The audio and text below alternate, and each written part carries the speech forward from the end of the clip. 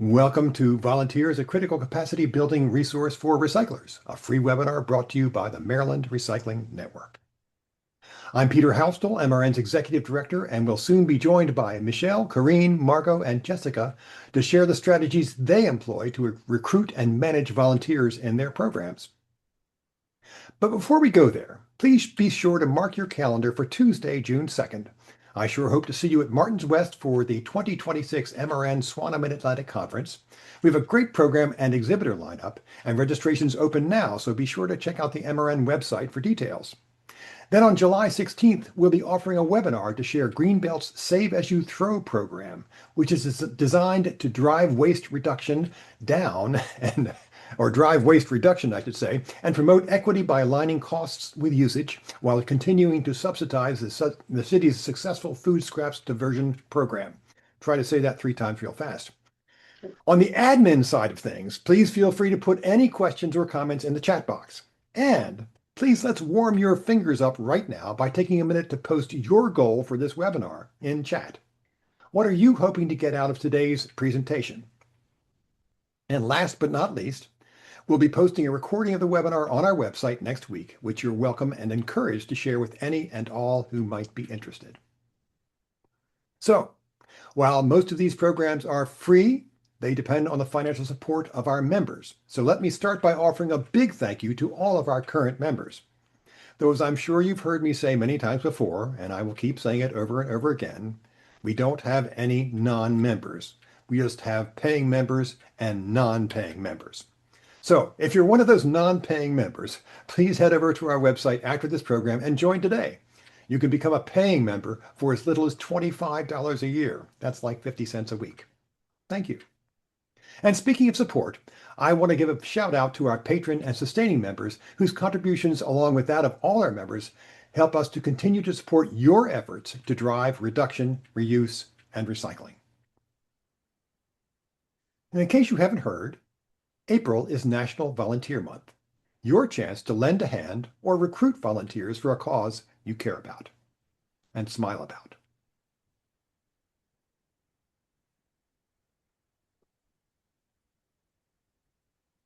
Now, let's take a couple minutes to cover some background on volunteering in America. So, in case you didn't know, about 25% of U.S. adults formally volunteer every year. That's nearly 70 million citizens. That's a lot of volunteers. Speaking of volunteers, my wife has a genetic disorder. Whenever anyone says, "Can you?" before they finish the sentence, she raises her hand. And then, of course, she reaches into my pocket, pulls my hand out, and says, "He can too." Anyway, so volunteers are also 66% more likely to donate financially to the organization they support. So if you're looking for financial support, volunteers are a great source of funding. And speaking of my wife's genetic financial disorder, excuse me, sorry. And then, of course, 83% of volunteers are driven by the desire to make a positive community impact. Let me repeat that. It's a very important point. 83% of volunteers are driven by the desire to make a positive community impact, especially in the community where they live and work. So helping us protect our environment certainly qualifies as a driver of volunteering. And last but not least, volunteers are especially effective ambassadors and evangelists for agencies' missions and causes. They have skin in the game. So sign them up today and activate their megaphone so they can become your influencers. Now, let's learn how 3 Maryland programs effectively leverage volunteers as a critical capacity building resource.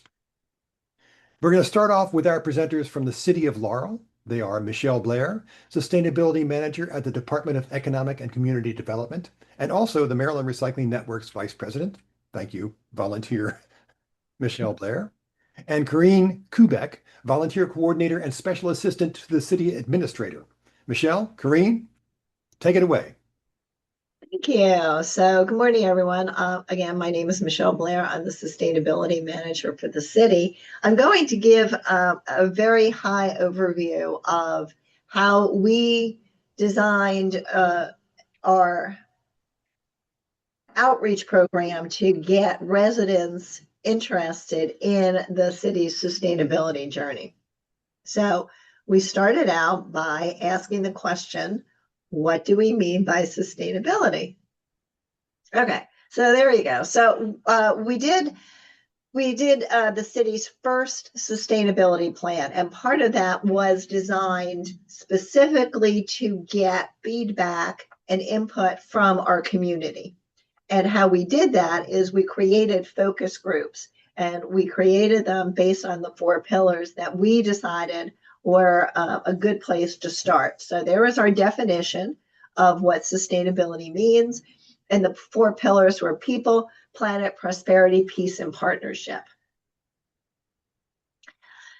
What we did is we did a kickoff meeting, and we invited everybody, and we said, these are the avenues. Does anything speak to you? Does anything resonate with you? Are you interested? And we made them broad enough so that it wasn't about, oh, you can volunteer for a project specifically at the beginning. It was, what drew your interest? What did you want to put some energy into? And you had 4 pillars to choose from. So what we did is at the kickoff meeting, we all got together. We separated into little work groups, as you can see. We shared ideas. The groups formed basically organically. They formed like some people, oh, I really want to do, I want to do environment. I want to do people. I want to do prosperity. They were drawn to certain things, which is what you want in a volunteer base. Is that what Carreen and I said, this is what our goal was, to really get people that wanted to be involved. And then from there, next slide.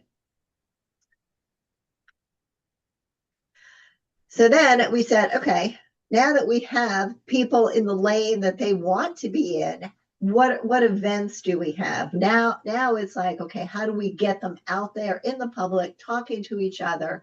And so part of it was the farmers market. It was recycling events and community cleanups. It was supporting those in need at the multi-service center, and also designing message boards for our solar powered recycling and trash collection. Next.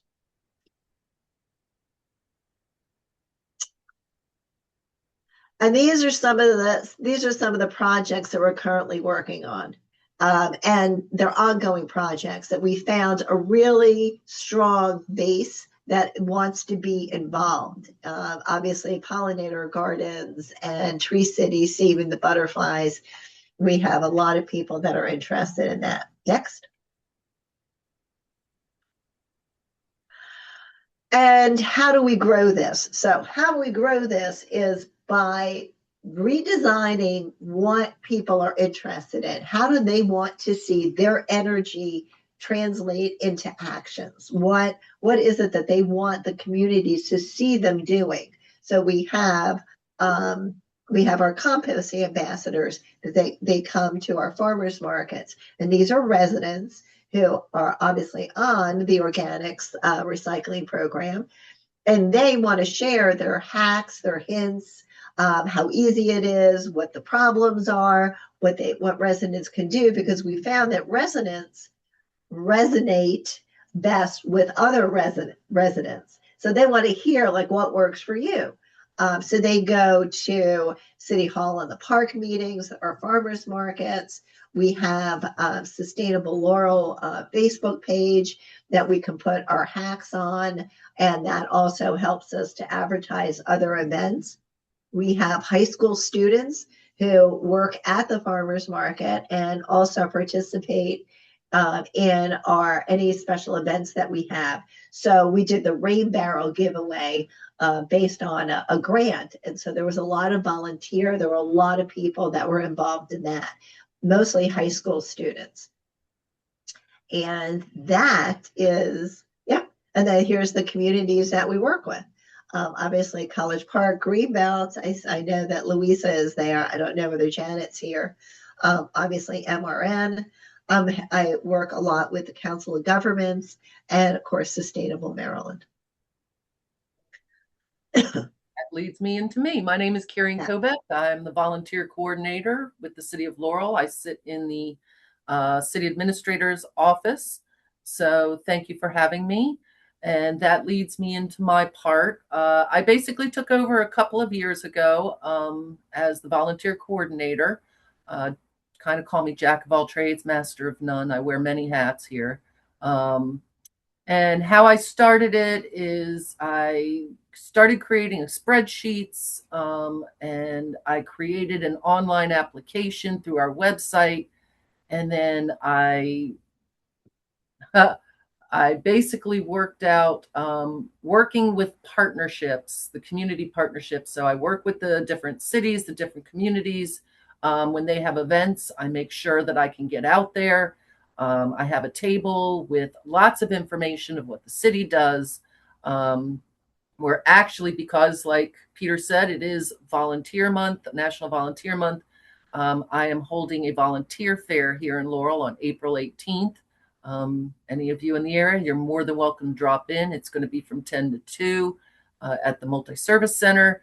And I'm planning on having stations set up so people can literally sign up right on the spot online. But you've got to learn when it comes to partnerships, it's figuring out what I do is with the databases, I have them split up. So like I have a general one, I've working with Michele now. She asked me to partner with her to create a sustainability database. So these different databases that I have, I can reach out to people when we have these volunteer opportunities come up. So knowing the partners, we've had a couple of sororities that through some work that I've done with the Dr. Martin Luther King Jr. event, we get volunteers for that, a lot of volunteers. They've joined our database. So it's a matter of reaching out and engaging. That is one of the main things. You can't just create this database and let it sit there, or you can't talk with people and just let it sit there. You've got to make sure you get out there and engage. So when Michele approached me about creating the sustainability database and working to get people, like-minded people, and people who are interested just to see, maybe this is something that they would really like to get into, green projects. Our first project that we're working on is the Larry T. Smith Park. We built a garden there, a pollinator garden. And it kind of got a little out of hand. So we're working with parks, and Michele asked me to get some volunteers. So I've already got a number of people in that database that I'm very happy about. So reaching out, you've got to research who, the needs. You've got to identify the needs. You've got to get that communication going. It's with your community. You got to define, what the benefits are for everyone. And then engage. That's a big thing. If you wanted to go to the next slide, benefits, we're going to talk about benefits. There's a lot of great things. There's a lot of health and wellness benefits. You get people out there, they start working in, cleaning up those parks. It gets the endorphins going. And I'm looking forward to working with Michele to build on these projects. We'll see how this first one goes off. And I think it's going to go off pretty good because, like I said, we've got a number of people already signed up. Personal growth. The other thing too is you got to remember when you've got people volunteering, the way I work it is I don't, I send an email. I make it as easy for them as possible. So we've got 200 names on our volunteer database, but we don't always get 200 people. It depends on what their availability is. So we don't stress people out, like saying, oh, we need this, we need you, we need this. So we keep it very, very easy going. People seem to appreciate, when I tell them we've got a database going. What we do is put your name in it once you've signed up, and then we send it out. If you can volunteer, great. If not, we'll hope to see you next time. So you keep it very laid back. And then, of course, sometimes if you really need people, figure out little ways to what would be a benefit for them. Okay, so say you're interested in sustainability, so come on out, see what we've got going, learn. There's a lot of great opportunities, to build that knowledge and get to know your neighbors. That's another thing that I really love about being the volunteer coordinator is you get to see the people come out and get to know each other. So with these projects that I'm planning on working on with Michele, we're going to be engaging the community so that they get to know each other. A lot of the times people will come home and just wave and go back into their house. Well, we're hoping to really bring them together. And that as a community impact will strengthen our community, because once we know everyone, we're working together to help each other in times of need and be there in times of support. So that's one great thing. I just love being the volunteer coordinator because you get to see these connections being made. If you want to go to the next slide. And the biggest thing too is once you've got these people engaged and you're talking with them, make sure you know how valued they are. It is very important that you reach out. I'm working on a little project now, trying to figure out how to do that. So one of the things I added into our database is I want their birthdays. I don't need the year, but give me your month and your date. And like each month, what I want to do is I want to send out a shout out birthday to our volunteers. I just want them to know that, we're thinking of them and the city really appreciates them. So it's a work in progress. It is definitely, as Michele likes to say, it is a fluid. It's always a fluid process. And I'm looking forward to seeing where we take this. And I'm looking forward to reporting how well it goes off because I know it will. So, Carreen, question for you. When you look at this pool of volunteers, are there any characteristics that you see that flow across the entire group, or do you not know them well enough at this point to make that assessment? Really don't know them well enough to make that assessment, but what I can say is you're going to find when you have these projects that you're coming up with, and not only do I keep a general database, I've started the sustainability, but I've also got a community service hours database. Mm-hmm. So you find, when the students need their hours because you can get a lot of students involved, but that's great. That is fine. I get them, they get there, they work really hard. And of course, sometimes, how kids are nowadays, they're in their phones. So if there's a lull, they're in their phones. I'm not gonna, be like, you got to get working. I'm not going to do that. But I would say mostly, I think when you get these volunteers, it's like you said, Peter, it's they really want to get involved and get to know. And I think that's what's connects most of us. That's probably what you'll see across the board. Students, they need those hours. Community members, they want to get to know their neighbors. They want to learn about their community. They want to, but I don't know them well enough to dig deeper at this point. So.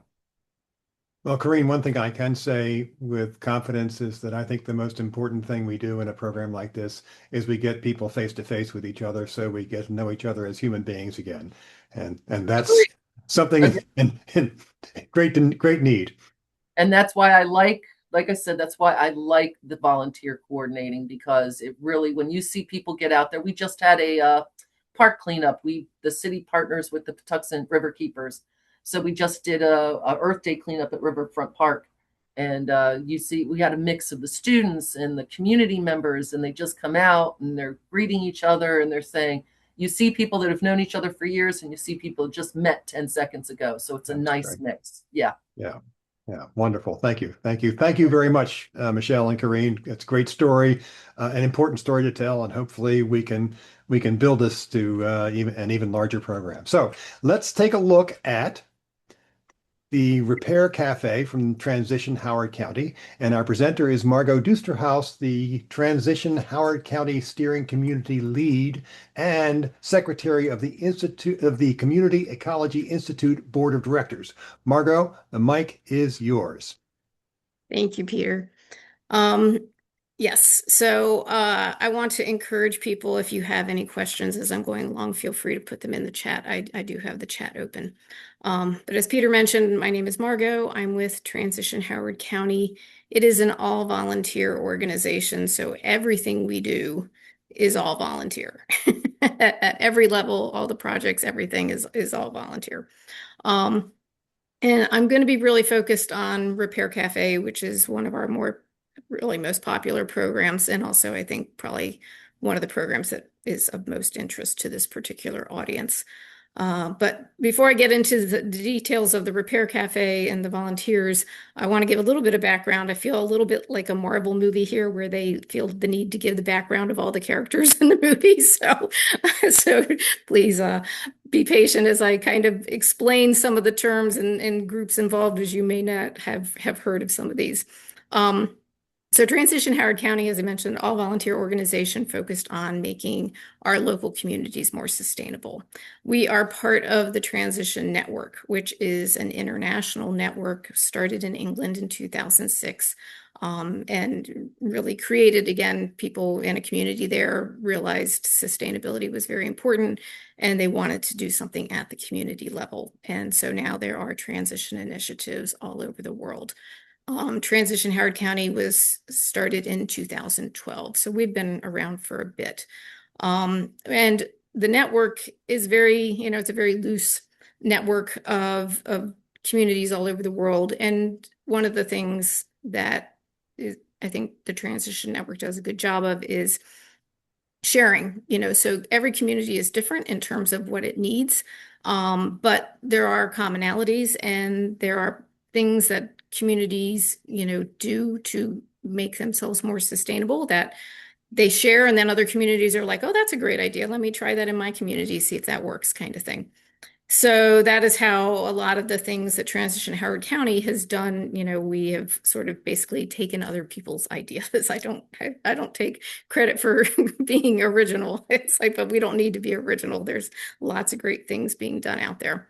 The Repair Cafe is one of those things. So Repair Cafe is actually a separate sort of international movement. It was started in 2009 in the Netherlands by a woman who realized a lot of stuff was getting thrown away that really, with very little effort, could be repaired and have a longer useful life. So she started that, and that is also, now an international thing. So there are repair cafes, again, all over the world. And so we learned about it. One of the transition initiatives out in California started doing repair cafes, and we read about what they were doing, and we thought, oh, that sounds like a cool idea. Let's see if we can do that here. And basically, if you're not familiar with repair cafes, it's, as I like to tell people bring their broken items and we try to fix them for free. And so, when people hear that, they're like, wow, what a cool idea. And it's like, yeah, it is a cool idea. We did our very first repair cafe in 2017 at Howard County's Greenfest. And Greenfest is a big annual event that Howard County puts on, or it's the biggest event in Howard County as far as for green events. Thousands of people come. There's lots of things that are different aspects of sustainability or workshops, things like that. And the Repair Cafe is one of them. And I have our little this year's Greenfest flyer because it is this Saturday. So we will once again be doing a Repair Cafe at Greenfest. And if you've never been to Greenfest, I highly encourage you to come. And if you'd like to see a Repair Cafe in action, this would be a good opportunity to see it. We do get visits from different people from different organizations who are very interested in the Repair Cafe. We actually had a visitor from City of Laurel when they're getting ready to do their first Fix-It Fair. He came out to see what we were doing. And we love having visitors and people coming just to see, like, what is this? What are you doing? Like, what kind of event is this? And so if you do have any interest in perhaps starting a Repair Cafe in your own local area, I highly encourage you to come check them out. They're really great. So as I mentioned, since Transition Howard County is all volunteer, we do not have any of our own facilities. And so we partner with other organizations and so certainly Howard County government and the community college who put on Greenfest is one of the, or I should say a couple of the organizations that we partner with. We also partner with the Community Ecology Institute, which is another nonprofit, but much larger. They do have a couple of facilities. One of them is called Freetown Farm, and that is where we do many of our repair cafes. So I want to give a shout out to many of the organizations that we've partnered with. And I'm not sure who all is here in the audience today, but if you are with an organization, that does not have its own facilities, one of the things I've learned is it's not difficult to find. It's very easy to find partners who have facilities who are more than happy to host good community events. So even though, Transition Howard County really runs on a super shoestring kind of budget, we can still get a lot done largely through help with partners in terms of facilities. So I definitely want to give a shout out to our partners there, but really want to focus on the volunteers. So go to next slide. So when we were going to do our first event at Greenfest back in 2017, the big thing since we had the facility is, okay, we need to find some fixers, people who know how to fix things. Well, fortunately, so one of our volunteers on our steering committee, Charlie, who's in the bottom right corner fixing that lamp there, he is a fixer. He loves to fix things. He loves to do woodworking, and he was one of the ones who became very interested in having a repair cafe. So he was our first fixer, and so recruiting. So one of the things with a repair cafe is you're recruiting for a very specific skill mix. This is not a skill that everybody has. Not everybody knows how to fix things. Not everybody is interested in fixing things. So this is kind of a niche area. But those people are out there. And so one of the things, obviously, Charlie, when you find someone who knows how to fix things, a lot of times they know other people who know how to fix things. So it's a lot of word of mouth networking. But we also, when we did our first one, we'd been, organization had been around for 5 years. We had an email list. And so we just put it out to the email list and social media to basically be like, hey, we're planning on doing a repair cafe. If anyone's out there and they like to fix things, we'd love to hear from you. And so, we had about half a dozen people show up at our first event who did all, different kinds of repair. And so definitely start small. That's totally fine. It's actually for a repair cafe, I highly recommend you start small. It's a little easier. And it's also in terms of communicating, you need to be very clear. Like when I use the term fixer now, having been involved with a repair cafe for a while, I use it in a very broad sense. But I also know when we do communication that if you say fixer, people who sew don't necessarily consider themselves a fixer. They're a seamstress or a sewer. And so, when we are putting out requests for more volunteers, I always, am very clear of like, we're looking for people who know how to fix clothing, who know how to fix jewelry, who know how to fix bikes, because these are all different types of repair skills that we need, but are not, the people who know how to do those do not necessarily consider themselves fixers. So you need to be very kind of explicit in your requests for these kinds of volunteer events of this is what we're looking for. And it is very broad. So, so we recruit through our email list and social media. But to be honest, most of our fixers we find at repair cafes. It's people come to our events and they're either like, hey, I know how to fix things. I'd like to, can I help out? And we're always like, yes. And, or also what happens is someone's like, hey, my spouse knows how to fix things, or my neighbor knows how to fix things. And we're like, yeah, please, please have them reach out. I give out my email address, or, they can email me, or I can email them. So a lot of it is recruiting through word of mouth, because again, this is a kind of a niche skill set that we're looking for here. The other thing that we get is that a lot of people are like, well, I like to fix things, but I'm not, I don't feel real confident about fixing other people's things. And, or, like I'd really love to learn how to fix things kind of thing. So we're like, that's awesome. We can pair you with another fixer. So you can see in the picture on the top right-hand corner, you see Joy, who's our jewelry fixer, and she's mentoring Marissa, who was interested in learning how to fix things. So so we will pair people up and kind of let them be mentored if they're really interested in improving their fixing skills. Now, what I've found is from the people who say like they'd like to be mentored is they're far better fixers than they realize and or admit to. So so a lot of these people that don't really don't really need a lot of mentoring. But the pairing is, yes, I love the comment. Yes, Louisa, the pairing is great because one of the things that I think helps keep our fixers coming back again and again to these events is they love working with other fixers. Because a lot of them, they don't necessarily in their, neighborhood and social networks always know a lot of other people who like to fix things. So for them, this is such a thrill to be able to be with other fixers. And also then they can bounce ideas off of each other. So they may be trying to fix a lamp and, they're struggling with something and, they can kind of bounce an idea off of the fixer who's sitting next to them.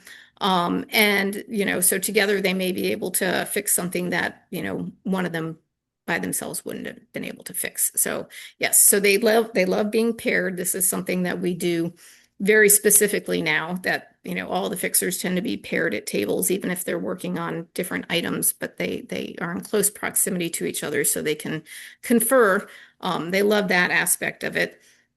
The other thing that they also get to do is they can bring, just because you know how to fix some things doesn't mean you know how to fix everything.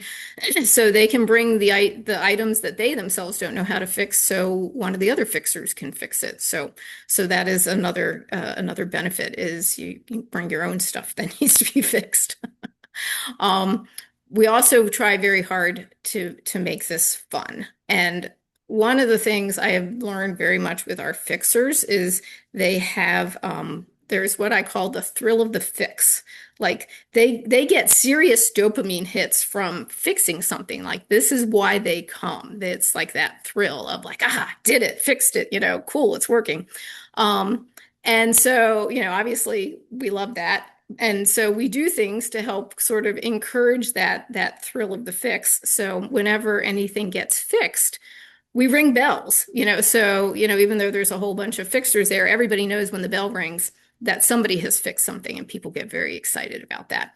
And then we also take pictures. So you can see in the bottom center picture, that's actually my husband taking a picture of, so we always, you can see everyone's holding, we have a fix sign. So whenever anything is fixed, the person who brought the item, and the person who fixed the item all pose for a picture with a fix sign. And we take a picture and ring the bell. So that's actually me having my chimes fixed by one of our fixers, and my husband taking a picture. We had somebody come to the repair cafe. He thought it was funny that we were taking pictures. So he took a picture of my husband taking pictures. And I thought that was a funny picture. So anyway, so it's there's a lot of, it's a lot of fun and it's a lot of community building with the fixers. They definitely get to know each other. I sort of treat it a little bit like Cheers, when they come in and I'll be like, Bob, or, Joy, so they know that people know their name and they like that aspect of it. And like I said, they like to fix things and be part of this community. One piece of that is not an expensive thing, but it definitely costs money, is the t-shirts. They love the t-shirts. Absolutely. I mean, it makes them again part of the community. And so, once they've come to a couple events, they get a t-shirt and then, they can be, they wear them proudly. They are a fixer and then they love the t-shirts. Another thing that they really, really, really like, and this is probably true across all types of volunteers, is they like to be fed. Volunteers really like to be fed. So, like this Saturday at Repair Cafe, we run from 10 to 2, which is a long period of time. So we will order pizza and all the volunteers get fed lunch. And then the other events, which tend to run more from 2 to 4, I always bring snacks. So don't ever underestimate how much volunteers appreciate being fed. That's an important one. And just, showing that they're valued, the amazing power of just saying thank you. Every time, at the end of the event, as each fixer is leaving, I'm always like, thank you, thank you. And then after the events, I always do an email where I tally up everything that was fixed. Again, feeding that, thrill of the fix so people can see like, oh, look at all this long list of things that we fixed today. Isn't this awesome? And thank you to our volunteers. So yeah, so those are, I think, some of the main highlights. I think that we do have a lot of our volunteers who come to most of the events. Now, granted, sometimes people are out of town or get sick, but we have a lot of repeats. And I think, it's because this is a chance for them to contribute positively to the community in a way that they really, really enjoy and can utilize skills that they have for the benefit of the community as a whole. So Margo, question, Mhm. and it's sort of a long way to get there, but I am frequently recruited or voluntold by my special other person whom I refer to as Shimbo, she who must be obeyed, to fix something. And I am usually not qualified at all to do so, which makes me then all of a sudden I'm going, oh, well, I'll figure this out. And I can always get something apart. It's getting it back together again and making it work. That's the problem. However, there are two resources I'm just curious about the extent to which you guys tap into. And one is I'm amazed at what you can find on YouTube, for example. I had a friend whose a key on a piano broke, and it was like a 1990 something electric piano. And I actually found somebody who fixed that key on that piano on YouTube. And we actually got the thing fixed. And then the other resource that I'm curious about, have you do Lowe's or Home Depot or Best Buy, do any of those organizations provide resources to you guys, either in terms of fixers, materials, funding, any of that? I mean, we have in the past, we have sometimes asked them for materials, because that is we have certain things, consumables that we need. Yeah. And so, so sometimes we can get them to do donations of those kinds of things. We haven't really found them to be necessarily a good source of fixers. Not to say that you can't ask, but like I said, most of our fixers have much more been through word of mouth and through our emails and social media posts kinds of things. But yeah, as far as like the video piece, yes, there's so much information on the internet, and yeah, I mean, all of our fixers have phones and they're, looking things up and Yeah. stuff while they're fixing stuff. And sometimes what is needed is a part, like they'll Google and see, okay, this is the part. And then they basically tell the person, okay, you need to order this part because we obviously don't stock parts. We have no place to put them and we don't have the money. And so then they can go order the part and then come back to the next event with the part. And then, if they need help at that point, we can finish the fix. Yeah. That's a cool story. Well, thank you very much for sharing that. Really appreciate it. Sure. Hopefully this is inspiration to others who either want to start a fix-it program or become a fixer. And the notion of becoming a fixer sounds it sounds It's interesting. a lot of fun. I highly recommend. And like I said, if you want to check it out, come by Greenfest this Saturday. Love to see you. Absolutely. Yeah, thank you. Okay, so next up and rounding out our team, we have Jessica Panicola, who is the Recycling Volunteer Coordinator for Montgomery County's Department of Environmental Protection. The screen is yours, Jessica. Great, thank you. Hi, everybody. My name is Jessica Panicola. I'm here from Montgomery County Department of Environmental Protection, and our division is Zero Waste Programs. Go to the next slide. Our program, so in our program, our recycling volunteer program, our goal is to reduce waste, reuse, and recycle more, aiming for zero waste. In a nutshell, our program has been around since 1991, so for some time, since 2011, since we started tracking these metrics, we have logged over 21,000 volunteer hours. So it's a pretty robust program. And it's a really exciting program for our volunteers to be a part of. This picture here that you're seeing is from our recent paper shredding event that we had. We serviced, I think it was 704 vehicles that brought paper, and we shredded it for them. I think it ended up being over 14 tons of paper. Wow. So, just to kind of segue into the next slide, I just want to talk about the waste hierarchy. So, what we're aiming for here is, we're aiming for the top of this pyramid, which is the most favorable. So we're avoiding, we're reducing, we're reusing, we're repairing, which, to build on Margo's point from before, we're doing some of these things too, and I'll share that in a moment. Um, you know, and of course, there's recycling that we all know and love. And then, of course, the least favorable would be landfill. So you'll see a lot of our volunteer opportunities are really geared at trying to address some of these, upstream issues and resolving those.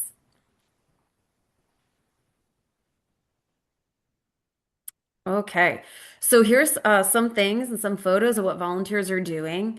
And I have it broken down into these two categories here for you to see. So those two are direct and indirect outreach. And so we have volunteers who are, you know, they're people, and they like being social. They like talking to people. They like speaking.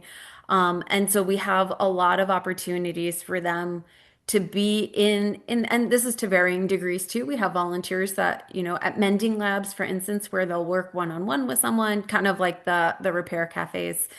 And we have things like fairs and festivals where they might be helping us share information with the public, speaking opportunities, things like that. We also have volunteers that prefer more of the behind the scenes kind of work. And so we provide more indirect outreach opportunities for them, which involves things like office assistance, preparing materials, helping us like set up for events, things like these.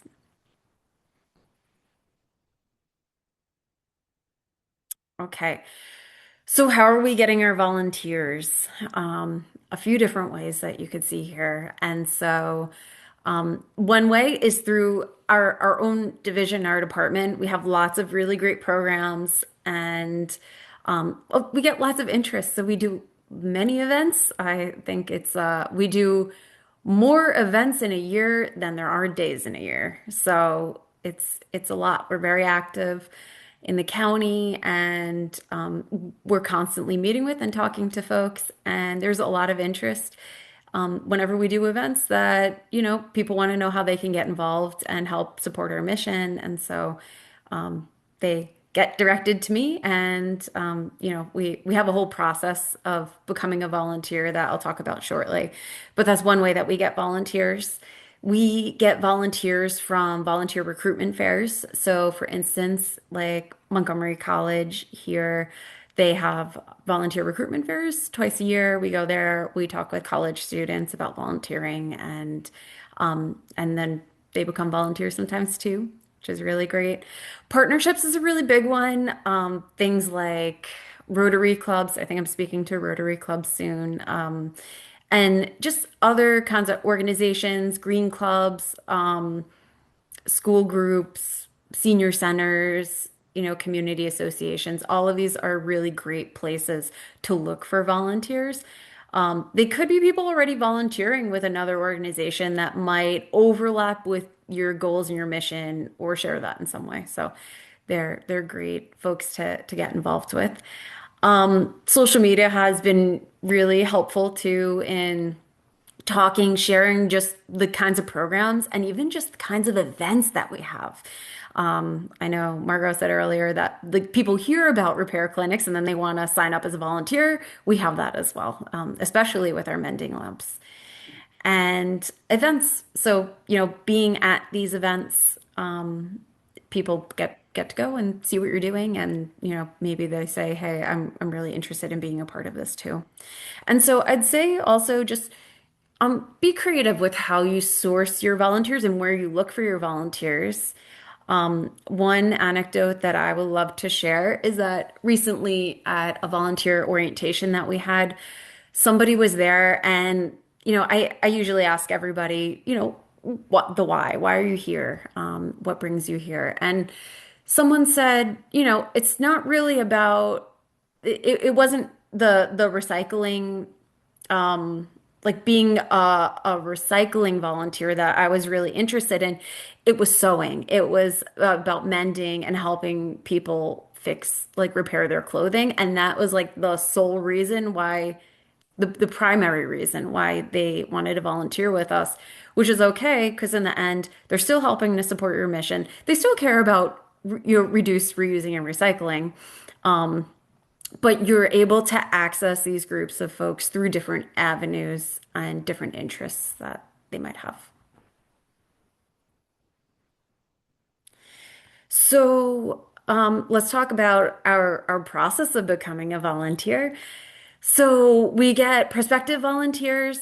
And so when volunteers submit the application, they go into Volgistics, which is how we manage our volunteers. We have hundreds of volunteers in the system, so it's a lot to do and manage there. And so they're kept in the loop about our upcoming volunteer orientations. We do newsletters that we send out to them just to kind of keep them in the loop about what's going on, what the program updates are. And so for the folks who are interested, I like to have uh, like an interview with them, which the point of that is to talk about what their interests are, to learn if they have any special skills, like fixing skills, mending skills, design skills, things like this. Sometimes we get volunteers who are or were teachers, and that's also a very helpful skill too, because we do a lot of events with kids. And so we gather that information to kind of understand not only are they the right fit for us, but how they might be the right fit for us too. And so we do have volunteer orientations that we ask our volunteers to come to before volunteering with us. And so these happen regularly, at least once a month, oftentimes more than that. And at these orientations, we talk about the expectations of volunteers. We do talk about the do's and don'ts of recycling, Montgomery County, and the items that like we accept at our transfer station. But we also talk about the different kinds of events and things like this that we do.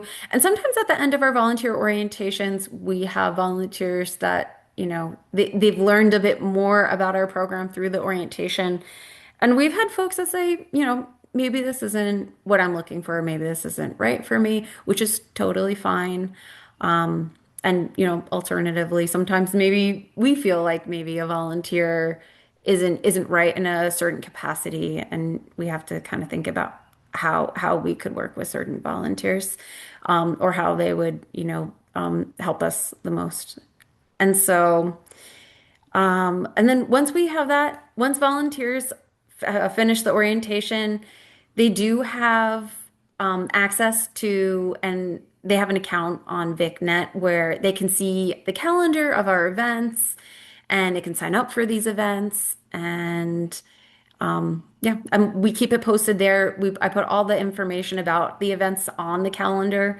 So it's very easy for volunteers to go in and see, what we have going on and the details down to like where to park for the event. So that's been really helpful for managing like a large volume of volunteers. Jessica, quick question. Sure. The volunteer orientations, are they always in person or do you offer them virtually as well? They're always in person. Okay. Yeah. And actually that's a great question. They're always in person, and I work my hardest to make sure that we are doing these orientations all around Montgomery County because they're in Mhm. person. We do them at different times, we do them on different days. Um, I pretty much always host them at Montgomery County Public Libraries and different library locations. Mhm. And so we have flyers that we put up in the libraries before the orientations as well. But we do travel around the county so that we're to make it more accessible for people. If, we have somebody on the other side of the county, we're not always Mhm. doing orientations in one location. Right, cool. That sounds like a great segue to your next slide. Yes. So in sum, this is just, what I've put together and kind of just, and this is helpful for me to reflect on too. But the 7 keys to a successful volunteer program. So the first one, which I kind of just talked about here, was prioritizing accessibility, and that means a lot of things. So it is about how volunteers can join you, um, things like having direct and indirect outreach opportunities. We do have some volunteers that have physical and cognitive disabilities, and how can we still make volunteering accessible to them? We have children who volunteer with us, teenagers. We have adults. We have, people all over the county, all ages. We have people who want to volunteer that maybe they don't speak English. So how do we open it up and make it accessible for all of those people to join us? The second one is about making connections, and not just making the connections with each of your volunteers, but fostering a space where your volunteers can connect with each other is a really big one. So things like mending labs have been so great, not just for like public events. And you can see on the flyer here, we have a clothing swap and a mending lab happening tomorrow at Rockville Library. It was such a hit. It's fully booked. We had 20 spots, I think 6 menders joining us with other volunteers, additional volunteers helping with the clothing swap. It's fully booked and we have a waiting list of 50 people. So it is really, yeah, it's really wild. Very pleasantly overwhelmed about it. But connecting, I mean, just building this culture and this space where say the mender volunteers can all connect with each other, and the fixer volunteers can connect with each other. And it's also been a really great opportunity. We have a lot of young volunteers, like high school, middle school kids that are really interested in sewing, but unfortunately they don't have home ec classes anymore like we did. So they may not have the skills to know how to sew a button on or things like this. And we have some more seasoned volunteers, like one that's coming tomorrow has been sewing for 75 years. And so it's really great to build those kinds of connections too. Just really meaningful for everybody, all parties involved. The third one is about communication. We want to make sure that we're communicating with our volunteers constantly, keeping them in the loop about what's going on.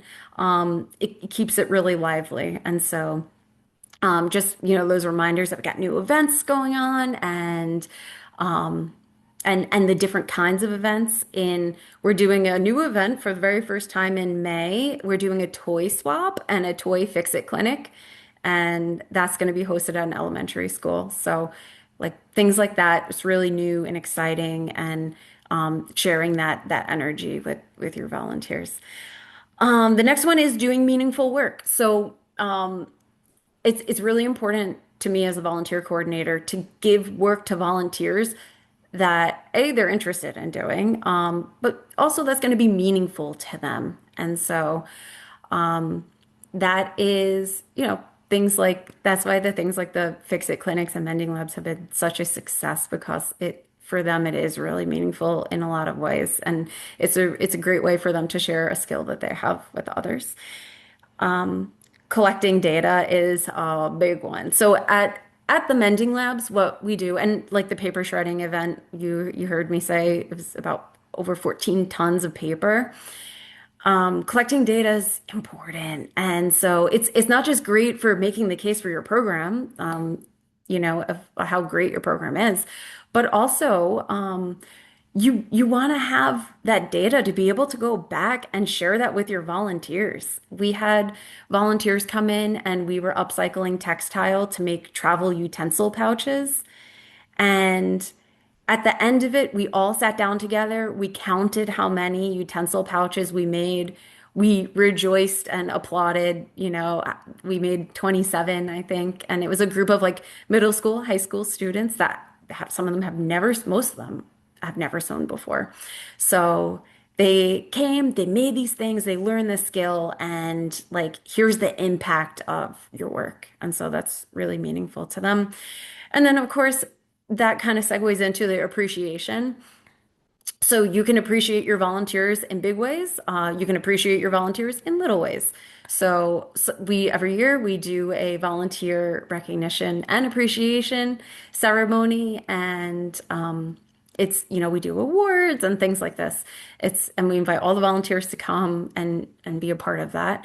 But there's also little ways. Of course, there's saying thank you. That's a major one. I try to follow up with my volunteers in an email after an event, say thank you, communicate some of the impact of the event that we just had and what they did, and and then share maybe future events, future happenings that they could get involved into. And the last one, which is a very, very important one, is have fun. You should absolutely be having fun. If you're not having fun, your volunteers might not be having fun too. They're probably not having fun. So if you make it fun, and people are really genuinely enjoying themselves and having a good time, they're going to want to come back.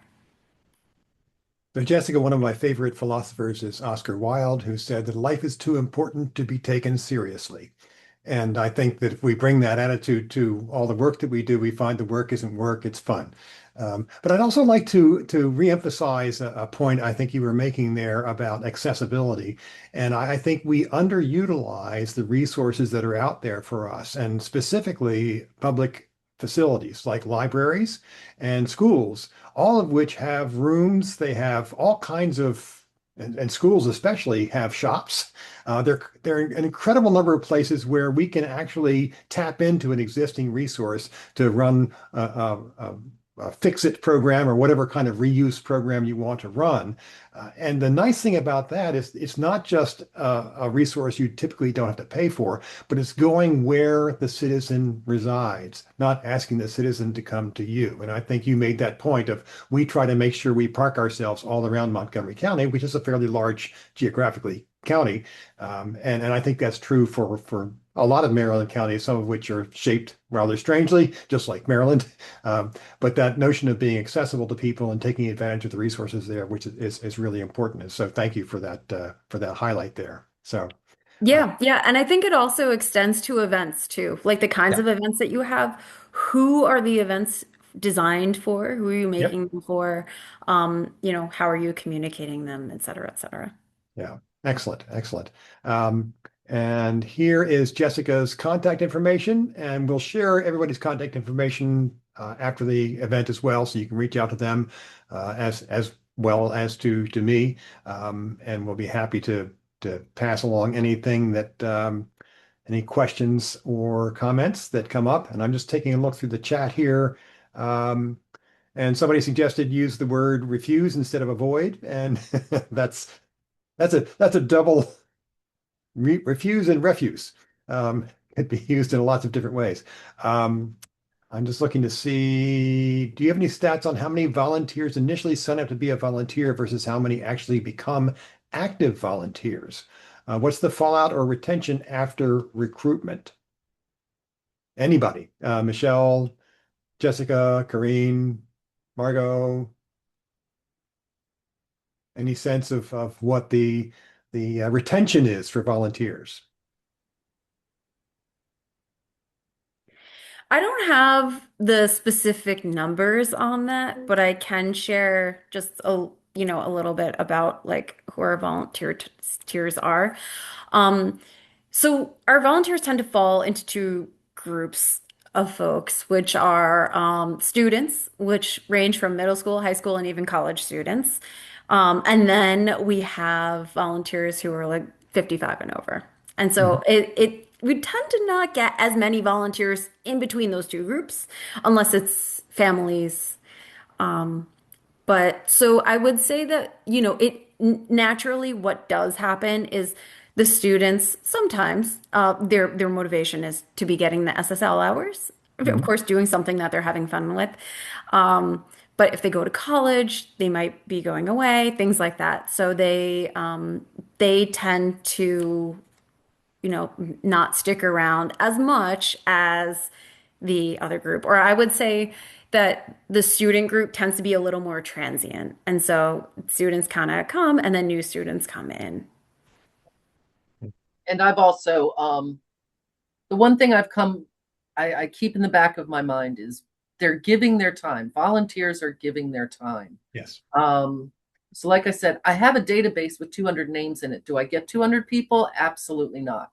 But I will get like one event I'll have 10 people here. Another event I'm only gonna get two. Another event I might get 30.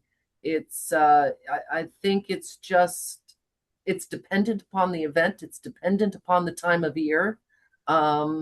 So I don't stress out over that because they're giving their time to help us out, and if they can make it, great. That's what I said, is I stress to them, it's not a you have to do this. It's give me your name, we will send the information out, and if you can help out, fantastic. If not, maybe it'll be the next one. So that's pretty much. And like I think it was Margo said, it's specific. So if you have specific things that people like, you might find more people coming to. And like Jessica said, certain times of the year for me, I find that's when I'm getting a lot of the community service hours. So it's you go in it knowing that, and you come out loving that you're helping to connect a community. That's probably the best way I can put it. And Carreen, if I could add to that, I think it's far less important how many people show up compared to the quality of the connection and the work that's done. I think that's really the important part because, as I think it was said on a number of occasions, we need to do something that's meaningful, and that helps us. We have a reason to get out of bed in the morning. So, any Yeah. other contributions to the question of volunteer retention? Yeah, I'll just chime in. Yeah, I mean, we have a core group of volunteers, they come to most of the events. They obviously don't come to all because, sometimes people are on vacation. Um, but life happens and, people move and, so they leave the area, so they're not going to volunteer anymore. Or they, someone in their family gets sick and now they're dealing with, that. And, people have lots of other things that are taking their time. And so volunteering is usually it's the first thing that falls off the list when other things get busy in life. Yeah, And so the fact that we have people who come back repeatedly to me is that speaks volumes because that means they're really enjoying it and they really are getting a lot out of it. And like others have said, it's if they can't show up, if other things happen in their life, that's okay. yeah, Um, and so, yeah, we're very, very supportive of, people and understand that they're not going to come to every event, and that is definitely not expected. great point. Great point. At the risk of speaking outside of my area of expertise, it was asked about the mending lab. Does mending happen, or just learning about mending? And I suspect that mending actually happens. Is that fair? Based upon the pictures that you showed, Margo, it certainly looks like there was a lot of mending going on there. Yeah, I think the question was for Jessica, but yes, no, there's definitely lots of mending that happens at the repair cafes. Yeah, yeah, yeah. Okay. Yeah. Yeah, for me as well, it Lots of mending. So, all of the appointments to kind of build on this answer, we have a sign up genius. So it's a very organized process that we have people signing up. We know who's coming. We tell them they could bring up to 2 items for mending. They have a 30-minute appointment with one of our volunteers to talk about whatever it is that they brought with them. And so we also have an open mend table. It's also worth emphasizing that our volunteers don't mend it for them, but they teach them how to mend it. Oftentimes, our volunteers are not even picking up the needle and thread, or they're using it to demonstrate on a different piece of fabric. Sometimes, like I've seen a lot of times, we have such great volunteers. They don't actually, and I used to be an art teacher, so this is like a very common practice what we would do, but they won't tend to try not to touch the person's garment or item and let them do it themselves. And you're kind of just guiding, coaching them through, showing a certain technique or something as needed. But yeah, everything gets mended. And we have a little chime that we ring every time a mend is completed. So everyone cheers about that every time. And I imagine tomorrow we'll be ringing that chime a lot. So that's teach the person to fish, right? Yeah. Great, great. Wonderful stuff. Wonderful stuff. And certainly, well worth sharing. I also, you mentioned Jessica Sign Up Genius. There are a number of programs out there that are free or near free that you can get online if you want to set up a program where you're giving people a place where they can sign up. Sign Up Genius is one of them. I Volunteer is another. I think there are probably 2 or 3, at least, others out there that have some pretty good legs and do a pretty nice job and make it easy for you, so you're not trying to reinvent any software, which none of us probably wants to do. So I think that's the end of the questions I'm seeing in chat, and it looks like it is about well, we've gone over the hour, so I'm going to move to our last slide here and just say thanks again to our team for an excellent presentation. How about a big round of applause for our presenters? And before we go, once again, please mark your calendars for our conference on June 2nd and our webinar on July 16th. And also a little reminder to all the non-paying members to please help us promote and implement the 3Rs by joining today. And then finally, thanks to all for attending. Hope to see everyone in person at our conference in June. Stay well.